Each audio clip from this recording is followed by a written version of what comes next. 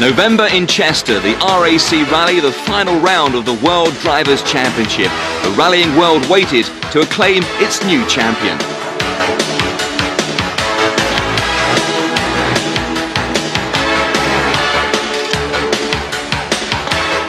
It was now a two-horse race. Colin McRae and Carlos Sainz of Subaru could both win the title. Away from the wheel, teammates, but here, rallying rivals.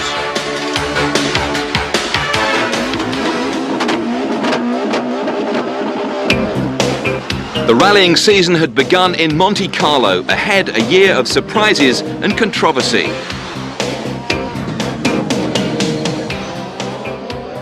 The locals were hoping for a French victory, but it was a Spaniard, Carlos Sainz, who won the first event of the year. A great start too for the Subaru team, Monte Carlo famous for throwing up a hazardous cocktail of weather conditions. But everyone needs luck, and Carlos Sainz and Luis Moya had theirs on one of the treacherous night stages. It's a long story, and everything started with a black cat crossing the road 1 kilometer before they switched off the car. All of a sudden the lights went off in the car and the car stopped. The main switch came off. Carlos tried to put it back again after 5 or 10 seconds when we realized what was going on. And then he tried to put it again, we started, but it was coming off again. So then I have to lose my seatbelt a bit and push there, and it was bent during 15 kilometers in the States, trying to read the pace notes. It was not so easy. Carlos was all the time asking me, is it okay, Luis, is it okay? And I said, Carlos, the faster you get to the end, the better it will be for me, so please hurry. Colin McRae wasn't quite so lucky. His Monty ended in disaster.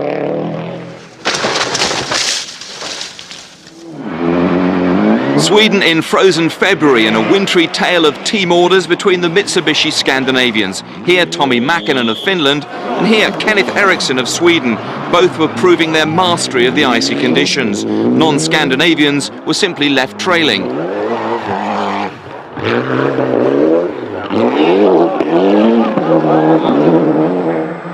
On the last morning though, rally controversy. At this stage, Eriksson was still second to his Finnish teammate.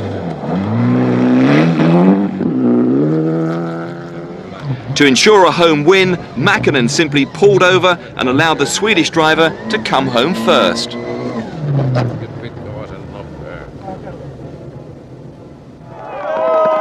The locals were ecstatic. They had a Swedish winner, and Mäkinen trailed dutifully home, obeying Mitsubishi team orders. It was an early sign of the emerging strength of Mitsubishi. After a Carlos Sainz victory in Portugal, Corsica in May seemed to be bringing forward some overdue success. Bruno Thierry dominated almost all the rally. It looked as though he would enjoy his maiden rally victory.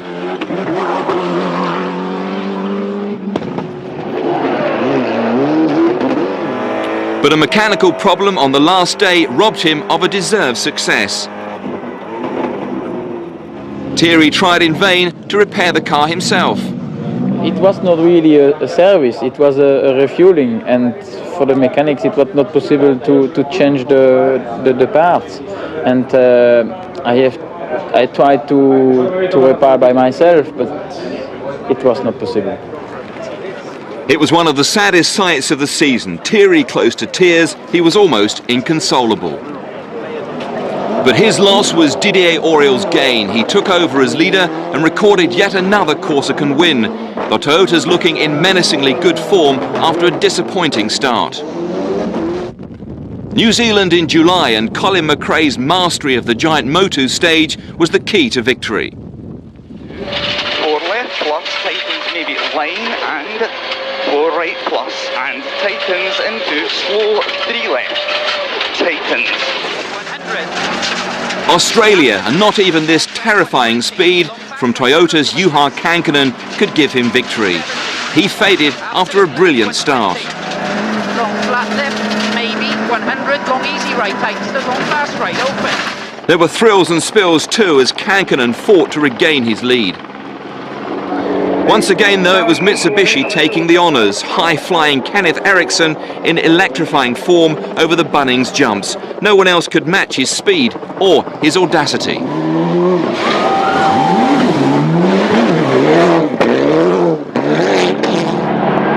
It was a great team performance from Mitsubishi, 2 out of the first 4 places.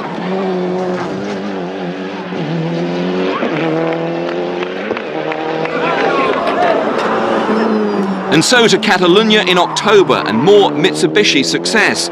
Rui Madeira of Portugal clinching the Group N title.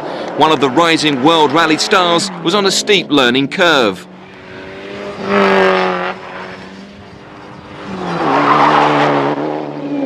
Tommy Mackinnon's curve was rather more dramatic, his spectacular crash with an ambulance ending his rally. Toyota's season was about to fall apart in Spain. All seemed to be going well, with their drivers and the team challenging for honours.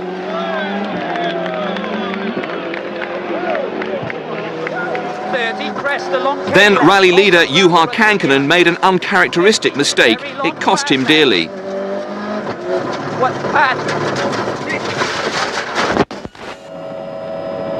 Kankkunen's world turned upside down. Soon Toyota's would too. They were thrown out of this year's championship and banned next year for using illegal turbochargers. Well, in a nutshell, what they did, unfortunately, where they have to have a restrictor, they have a restrictor that limits the amount of air going in the engine, and they very cleverly and carefully arranged the restrictor so that, unknown to us, it could be opened while the car was running and would close itself automatically when the scrutineers looked at it. So they were getting more air into the engine. It's exactly the same as running an oversized engine. More drama was to come. Subaru's Carlos Sainz would soon be embroiled in another team order controversy. On the last stage, his teammate Colin McRae was leading the rally. He was flat out and determined to win.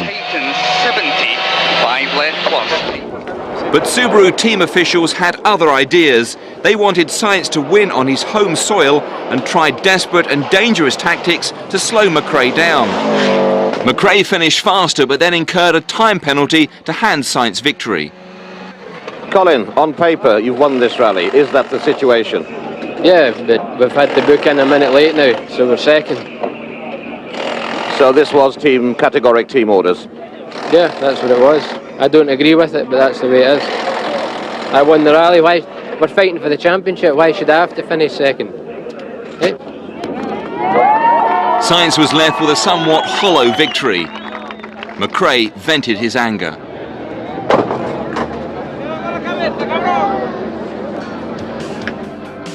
The Drivers' Championship was now a straight fight between McRae and Sainz, each on 70 points. With Toyota excluded, the manufacturer's title will be fought out between Mitsubishi and Subaru. Last year's winners, Colin McRae and Derek Ringer, led the 190-strong field away, looking clearly capable of another successful outing. Day 1 of the RAC is the traditional Spectator Sunday, with 28 miles of stages over an assortment of stately homes, parkland and racetrack.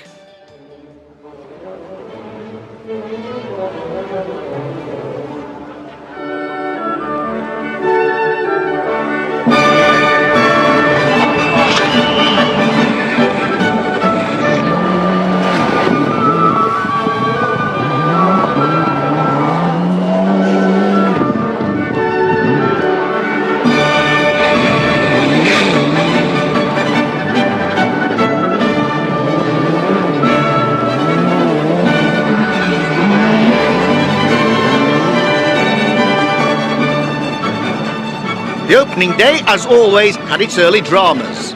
Subaru's Richard Burns hit a log and bent the steering column. He lost time and had to tackle the Chatsworth water splash with uncharacteristic restraint. It was an early scare for Subaru. We got one of these stupid logs on the inside of the corner on the first stage and basically bent the column, and the universal joint came off on the road section afterwards. So we luckily managed to fix it. I'm very glad just to be here. We drove very slowly through Chatsworth in case it did it again, but it's just a stupid thing. Carlos Sainz also set the alarm bells ringing in the Subaru camp. Just like last year, his Chatsworth water splash attack damaged the radiator.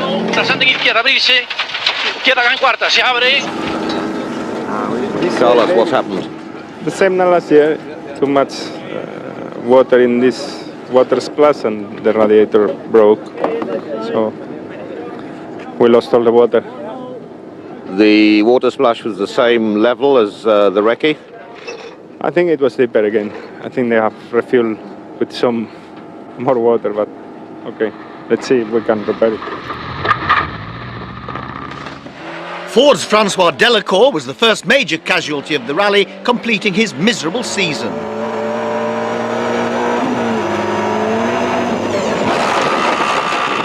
Gearbox and transmission problems combined to make the Escort sound decidedly unhealthy. Not a good day, but I think I have to. I'm trying to continue to laugh and to be still positive, because for sure it's a big catastrophe for Ford this year, and the catastrophe is very bad. There were 2 runs over part of the circuit and around the infield at Donington Racetrack near Derby, and the fastest over a particularly tricky bit would win the Top Gear trophy. Colin McRae was perfectly on song, driving quickly and with control, despite the odd brush with harmless trackside obstacles, the ubiquitous straw bales, so much a part of the Sunday stages.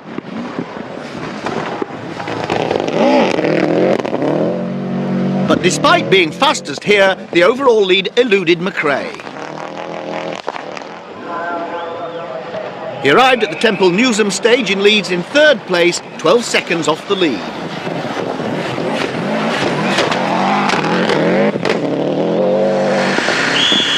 Kenneth Eriksson in the Mitsubishi Lancer looked to be living up to his billing as one of the pre-rally favourites. The Swede was lying second. But it was his Mitsubishi teammate, Tommy Mäkinen, who led the rally. Not a bad day's work. Into the forest tomorrow. You're going to go, no doubt, 100%, yes? We'll see what's the condition tomorrow morning. If there's good condition, then for sure. But if it's difficult condition, ice and snow, then we'll go very carefully. For the first time ever, the RAC rally had an overnight halt at Leeds, and the city was heaving with spectators, most of them following the progress of just one man. And the Lord Mayor of Leeds was on hand to present the Top Gear trophy. Colin, you're carrying silverware already. Yeah, I hope I'm carrying a bigger bit of silverware at the end. I gather you were misled. You thought it was going to be a big cheque or something. Yeah, well, Tony Mason told me it was going to be a big bag of cash, but you know what Tony's like. So the overnight leaderboard looked like this. Mäkinen had an 11-second lead, with Eriksson second, McRae third, then Sainz and Thierry. If Sunday's spectator stages had provided the appetizer, then Monday's second leg served up the main course. Against the backdrop of Kilda's much-feared forest, the drivers prepared to get their teeth into around 120 stage miles. The overnight leader, Tommy Mäkinen, could barely wait to get to work. Oikein nopea, aukee. Ui, 300 pitkä oikein. Most had predicted great things on this event for the Finnish driver. Unfortunately, the finish came sooner than he expected. Mäkinen's Mitsubishi made an unexpected rendezvous with a rock on the very first stage of the day through Hamsterley. It cost him well over a minute, and a good deal of rubber. The long arm of the law were on hand, but even the County Durham Constabulary were powerless. Mäkinen and navigator Seppo Harrian did their best to heal the wound, but they could only do a patch-up job. The transmission and suspension were damaged beyond repair. A devastated Mäkinen had to admit defeat. There's something wrong with the front suspension, and it broke slightly front, or I don't know what it broke. Transmission little bit, they can't fit it up, and because we are not allowed to change it, that in the morning at the end of the day it seems that it's impossible to do anything.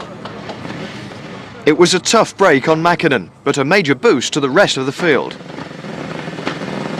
Colin McRae was sounding a loud warning to his rivals.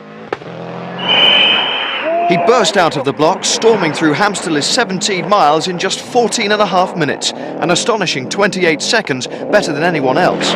Carlos Sainz simply couldn't believe it. But just as McRae looked to be taming Kilda, the forest's killer reputation struck. On the very next stage through Pundershaw, the Scots' brave attack floundered. A boulder punctured his tyre.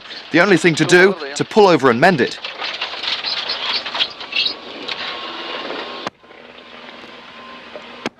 It was a costly moment. McRae lost 2 minutes. He would spend the rest of the day driving to the limit, trying desperately to make up for lost time. We had the puncture 12 miles in. It was no problem, just I saw the rock. It wasn't a bad rock, so I ran over it. I saw it.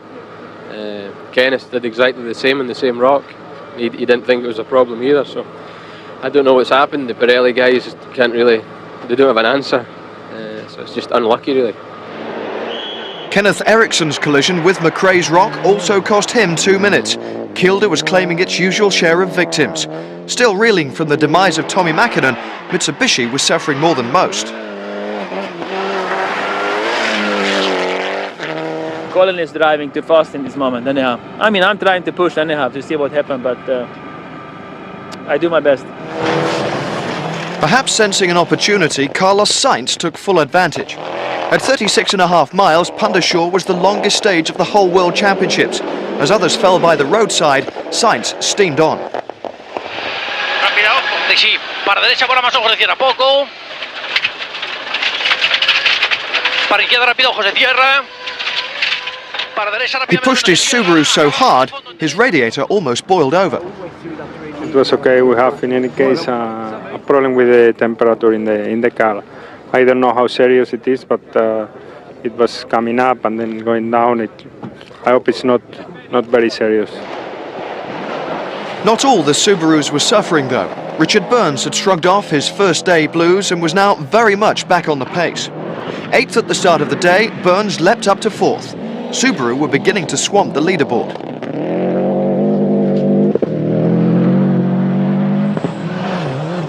Britain's Malcolm Wilson had threatened to retire if he at last earned a long sought-after victory on his home event. Sadly, handily placed in 6th, he was to be forced into a premature retirement here. Wilson's been down this road before, countless times, yet he contrived to roll his Escort into a ditch. Barely a third of the rally over, Wilson was out.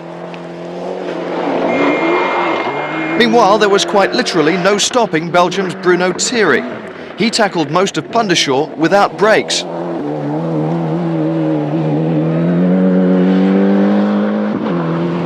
But the Escort's rear wheel couldn't stand the heat. Thierry quickly got out of the cockpit.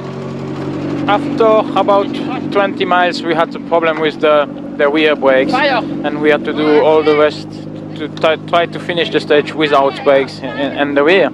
And when we arrived at the stop, at the finish, we had fire in the brakes and I had to take the extinguisher. There have been a lot of other problems this morning, but your position now is, I think, quite good. Yes, we had a good position. It was possible to do better, but we are happy to be here because with this problem, sometimes it was difficult to stay on the road. Alistair McRae was setting a pretty hot pace himself. Long, medium, right, minus. Third fastest through the by now notorious Pundershaw run and up to 6th overall. McRae the younger was on a roll.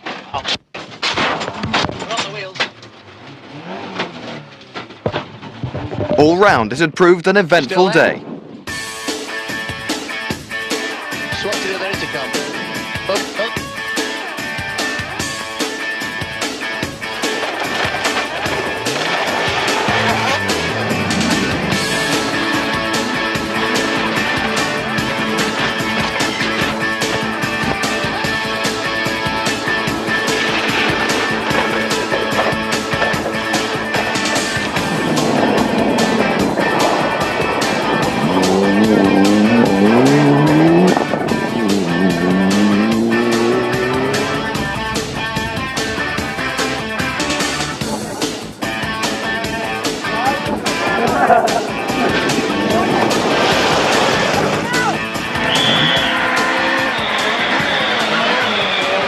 In the 2-litre category, Welshman Gwyndaf Evans was enjoying a steady improvement.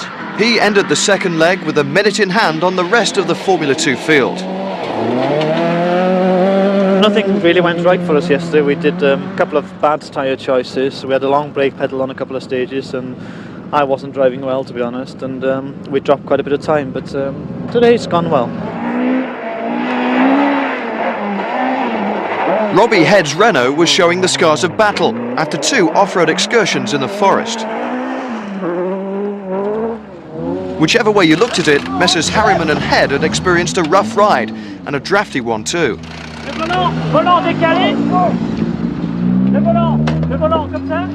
We had a problem.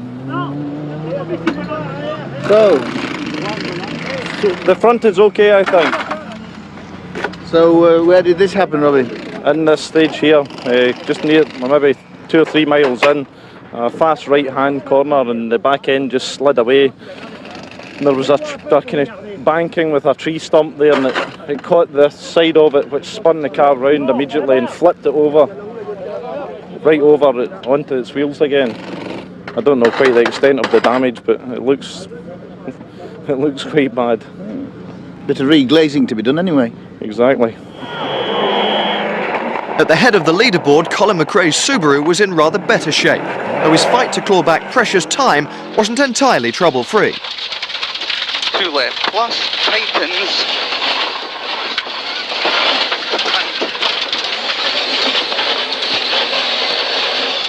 2 left plus, tightens. 100 to stop. McRae was going out of his way to lift the championship, but another collision with yet another rock put another spanner in the works. McRae had been going flat out all day. This time it looked as if he'd pushed a little too hard. This is not a good thing. And I realise, what is the problem, Derek? It's basically a broken front strut. I've got a long way to go to service, so we're trying to do something just now.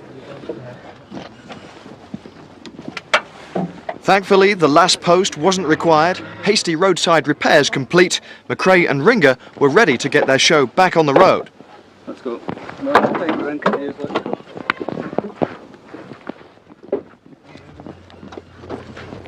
Do you think that'll be okay, Colin? Yeah, it should be okay. Good luck. Do you think it'll make Penrith? No problem, Tony. Sure enough, they limped back to service. It had been a pretty eventful trip.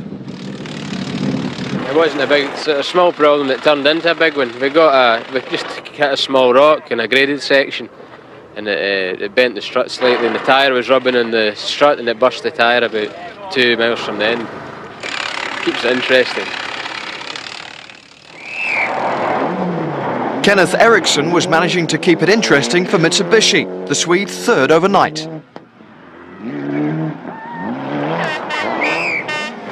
But the real spotlight was on the Sainz-McRae duel. Urged on by his army of fans, Colin had been relentlessly grinding down Carlos's lead. Another 18 seconds was scythed off through Grisdale. As they headed for the halfway halt, the Spaniard's advantage was reduced to just 39 seconds. Yes, not bad. Always when you are first is not bad, but okay, I think Colin is coming very, very strong, very fast behind, and he's really doing very good times. So as the cars rolled in for the Monday night rest, 2 legs down, it was Sainz in the lead. McRae closing fast, Eriksson in third, then Burns and Thierry. Day 3 saw the rally move to the fast-flowing stages in mid-Wales. In total, there would be 107 very demanding stage miles. Wales was at its wettest, but it didn't deter the thousands of rally fans who'd been in position since well before dawn. They were looking forward to a real dogfight. Twice world champion Carlos Sainz trying to keep Colin McRae at bay.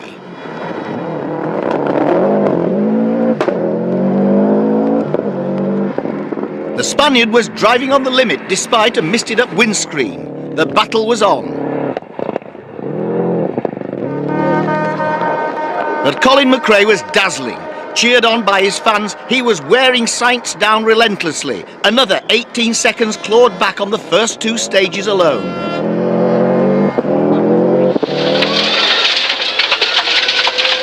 Into 6 right over crest, 30k long to right minus. And 6 left. Into 6 left, 6 right. This split-screen sequence over the same downhill stretch at the Halfbrun Sweet Lamb stage shows just how much time McRae was taking from Sainz.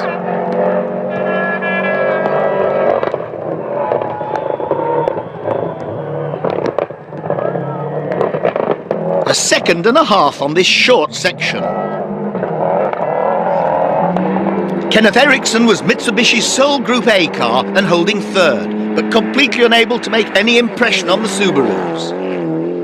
By mid-morning, the rain had turned into fog, every rally driver's nightmare. Eriksson charged off into the mist in Brecva Forest, but never came out.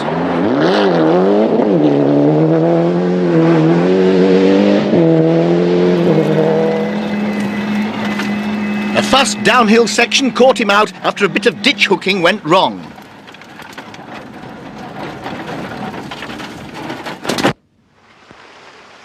Eriksson and Pamanda's rally came to a wet end, happily with no injury. Bad news indeed for Mitsubishi. This obviously has a major effect now on your championship position. Well, indeed it has. I mean, it's more or less wiped out our chances of winning the championship. Of course, Rudy Madeira is still running and he will score points for us, but the way Subaru is positioned at the moment, you know, we have no chance to win it. Rui Madeira was on his first RAC rally and getting to grips with the conditions, a bit different to his native Portugal. And the Group N World Champion was again in the lead of this section. In fact, he was even overhauling more powerful Group A cars like this Toyota Celica of Andrea Navarra.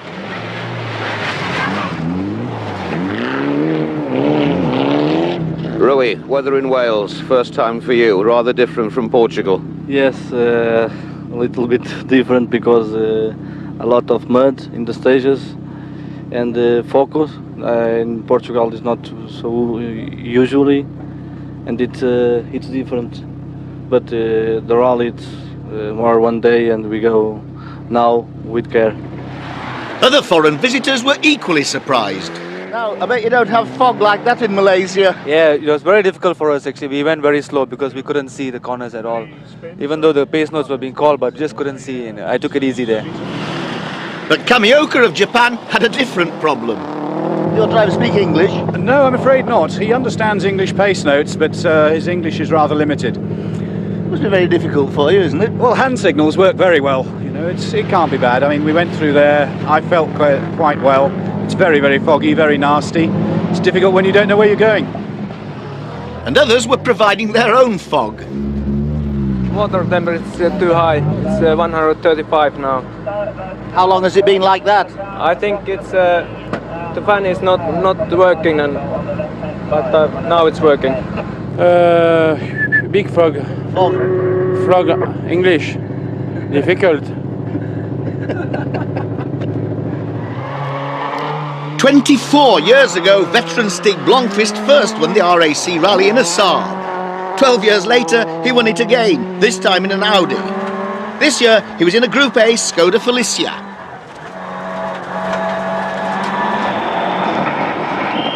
Richard Burns was now consolidating Subaru's dominance. Eriksson's departure saw him moving up to third place.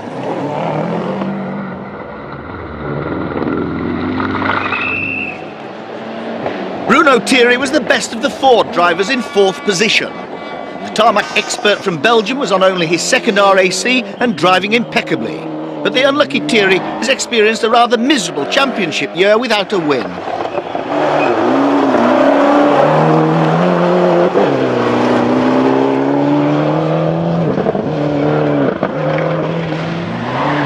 Alistair McRae was also helping Ford's fortunes.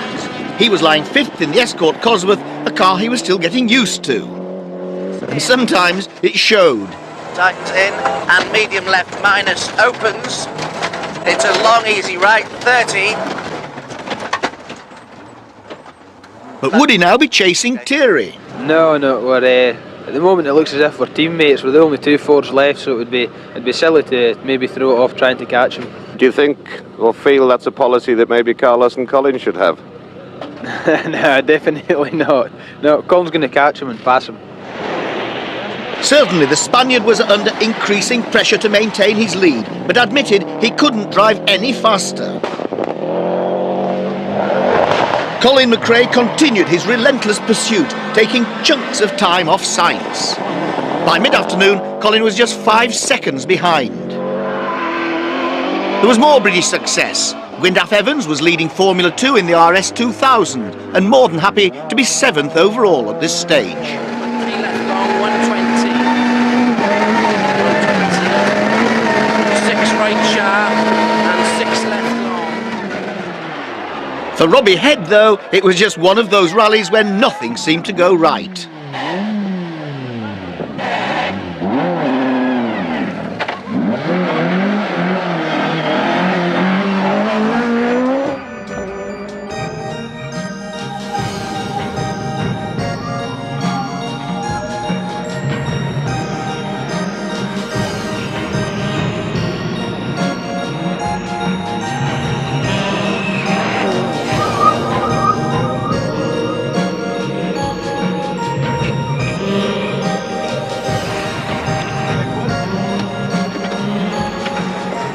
As night fell on the rally, Sainz had lost his lead. Maybe it was a Carlos Sainz plan to be second on the road tomorrow. Maybe it's better. No, not at all. I cannot give any second. Honestly, I've been trying as hard as I can. I can't say much more. McRae got an ecstatic welcome in Hafren. He took 22 seconds from Sainz on this 18-mile stage. A remarkable performance. Yeah, it was very good.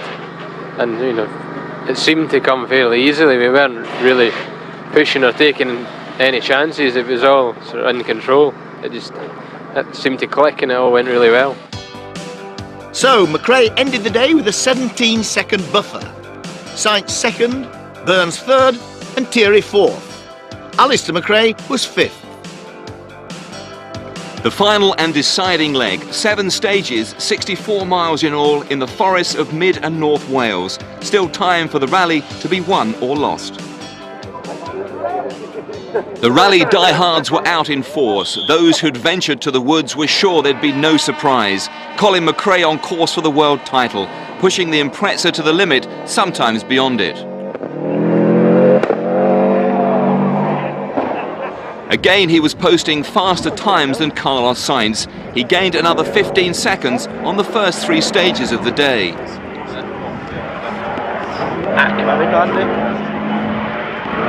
The rally and the World Drivers' Championship were heading inexorably McRae's way.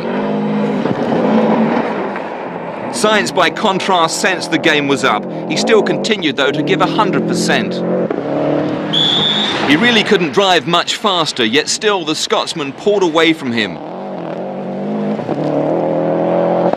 It was a battle worth getting dirty for.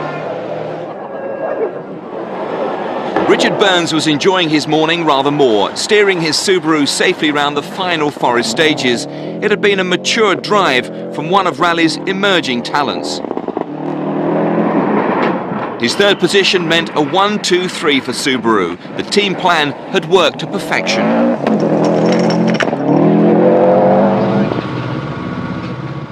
At mid-morning service, they were preparing for a tartan celebration.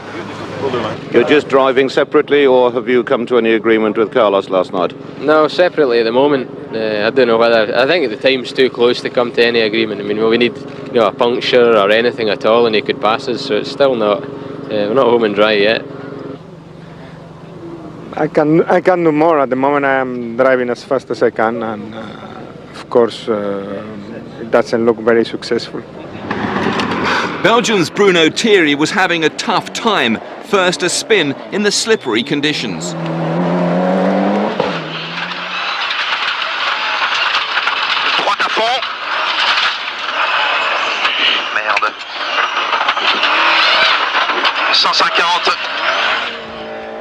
Then far more worrying problems. On the Garthainiog stage he hit a rock.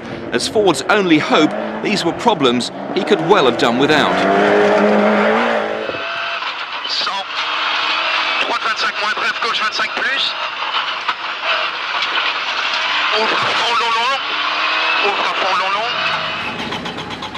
Thierry's car was stranded in the middle of nowhere. It didn't look good.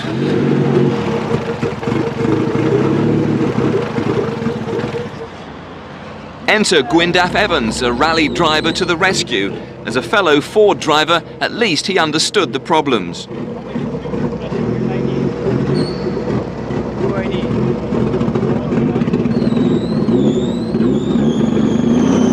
Charge the battery.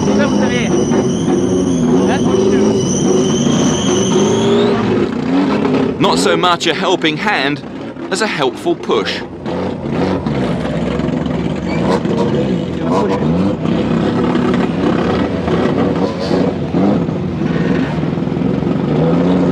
What are they allowed to do and not do here with other people helping them and so on when they have a problem like that? I don't think pushing is a problem. It's only in terms of mechanical components that they want to change. Those components they have to carry with them. So if they're not carrying those components with them, then they can't be handed them to them by a service crew. Neither can the service crew work on the car as well. It's only the driver and co-driver that can work on the car. Thierry's lateness was giving the Ford team a few headaches. Who'd be a team manager? Eventually, he made it.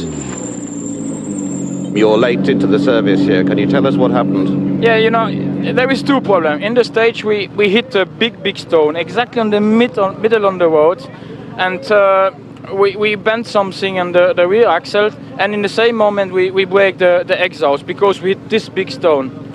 But after that, in the work section, after 10-50 k's, suddenly the car stopped, and I don't know why. We have no fuel pressure, and maybe it was with the stone, and I lost a lot of time to find the problem with the electric connection. But now we are here, but 21 minutes too late. Tim Ferris from Cornwall won Class N1 in his Peugeot. David Higgins in the Honda Civic won Class N2.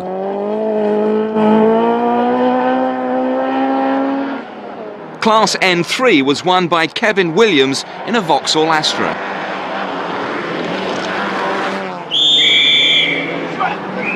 And Rui Madeira won the Group N category for Mitsubishi. It completed a highly satisfactory year for him. He even got time to admire the scenery. Very beautiful stages, forest and all the country, England, it's very, very beautiful.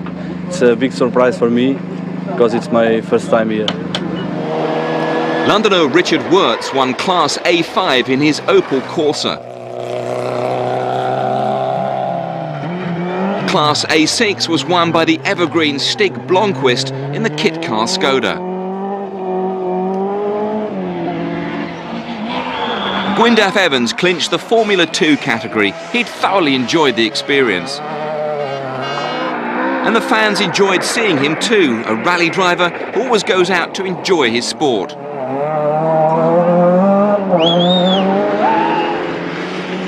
The ladies' category was won by Isolde Holderried of Germany, this year's women's world champion.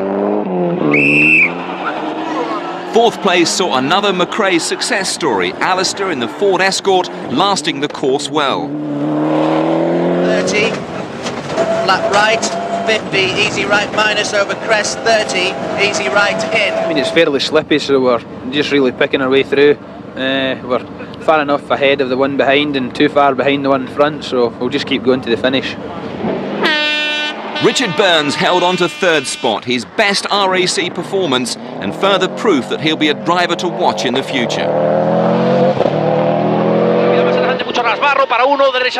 Carlos Sainz, despite all his efforts, had to settle for second.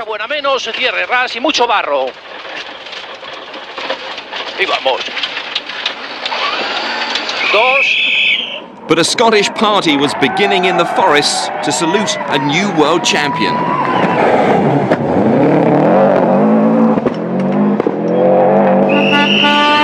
Even the sun came out as Colin McRae steered the Subaru safely home to victory and the World Drivers' Championship.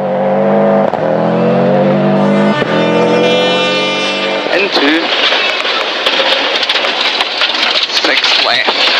Into 3 right plus over crest, opens maybe into 6 crest, 200, 6 crest, 400,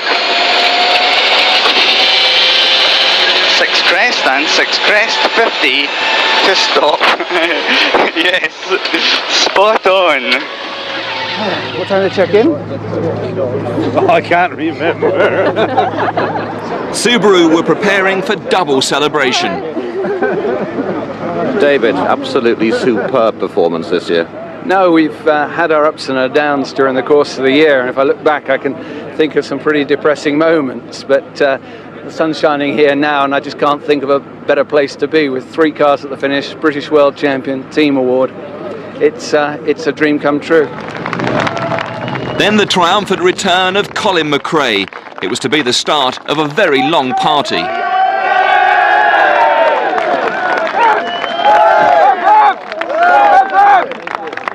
Colin McRae, 1995 World Rally Champion. Seems a bit strange, doesn't it? I think it'll take a while to settle in. So it hasn't quite sunk in yet?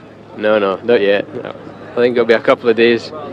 We've been just amazed at the fans and the people out cheering us on. It's just been fantastic, and I don't think it'll sink in for some time. It's just been an incredible experience. So victory then to Colin McRae by 36 seconds, Science second, Burns third, making it a Subaru 1-2-3, Alistair McRae fourth, and 4 British drivers in the top 6. The reception at Chester Racecourse was like a Hampden Cup final with the proudest parents in town. And like a winning team captain, Colin McRae went up to receive the spoils of victory.